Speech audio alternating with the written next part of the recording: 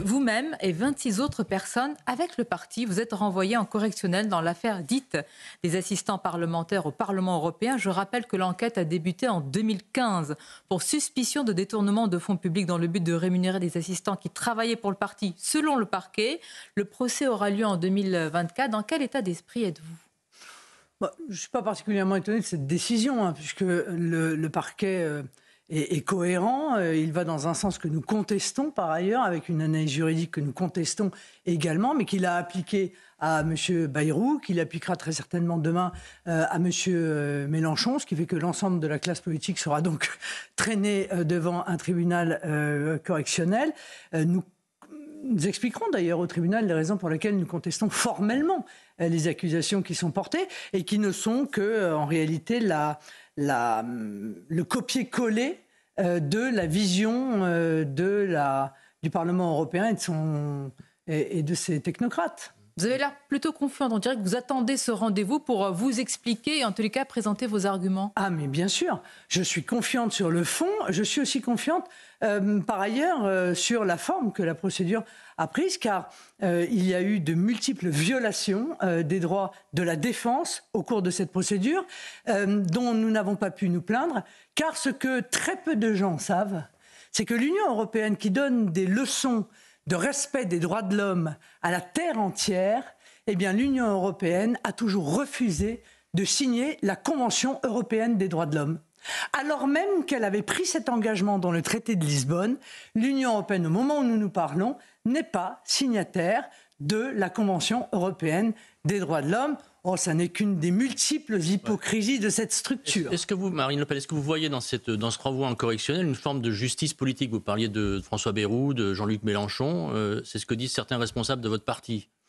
De justice politique, en tout cas, un désir de la part d'un certain nombre de magistrats de se faire le monde politique. Mais je crois qu'il n'y a pas que ces affaires qui nous permettent de tirer cette conclusion. En l'espèce, en réalité, le Parlement européen souhaite faire de nos assistants parlementaires des employés de la Commission.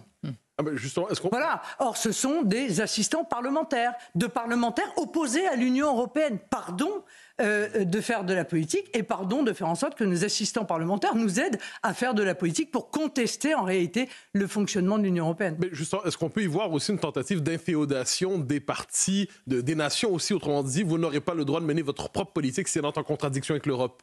Ah, c'est une inquiétude. Il est évident que ces procès ont vocation un peu à tétaniser les élus. Et l'absence de respect, d'ailleurs, de toute règle dans le fonctionnement du Parlement européen, liée à l'absence de signature de la Convention européenne des droits de l'homme, fait également partie de cette pression. Parce que les élus, demain, se diront « Ouh là là, moi, j'ai pas envie de me mettre trop mal avec l'administration du Parlement européen. Je risque quand même un certain nombre de difficultés, donc je préfère m'abstenir de défendre mon pays. » Bon, eh bien, nous, ils peuvent toujours nous faire ça, ils ne nous intimideront pas, et donc nous allons à ce procès avec tranquillité. D'ailleurs, vous l'avez précisé, Marine Le Pen, encore une question à ce sujet. C'est le même procès qui est fait au Modem et à François Bayrou. Je rappelle que François Bayrou a été à la barre pendant 5 semaines pour un verdict attendu en début d'année prochaine. Donc j'imagine que vous considérez le procès du Modem un peu comme une répétition avant le vôtre. Ça dépend ce qui sera jugé. Mais il faut croire quand même qu'il y a une différence entre le Modem et nous, puisque nous, l'intégralité des assistants parlementaires a été renvoyée devant le tribunal correctionnel, alors que dans la procédure de M. Bayrou, aucun des assistants parlementaires n'a été renvoyé devant le tribunal correctionnel. Ce qui pose quand même légèrement un problème. Parce que dans notre pays, normalement, la justice devrait avancer de la même manière, selon les mêmes principes et avec les mêmes conclusions, quelle que soit la personne qui est devant elle. Vous craignez une peine d'inéligibilité, ce qui pourrait arriver? Mais j'ai le sentiment que chacun pense qu'en réalité, c'est l'objectif. C'est ça.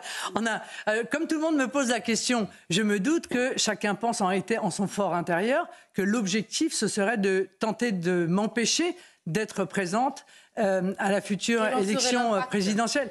Je ne peux pas imaginer que la justice se prête à cela. Vous ne pouvez vraiment pas l'imaginer? Je pourrais potentiellement l'imaginer, mais enfin, il faudrait quand même aller très très loin, puisqu'il faudrait que cette inéligibilité soit exprimée,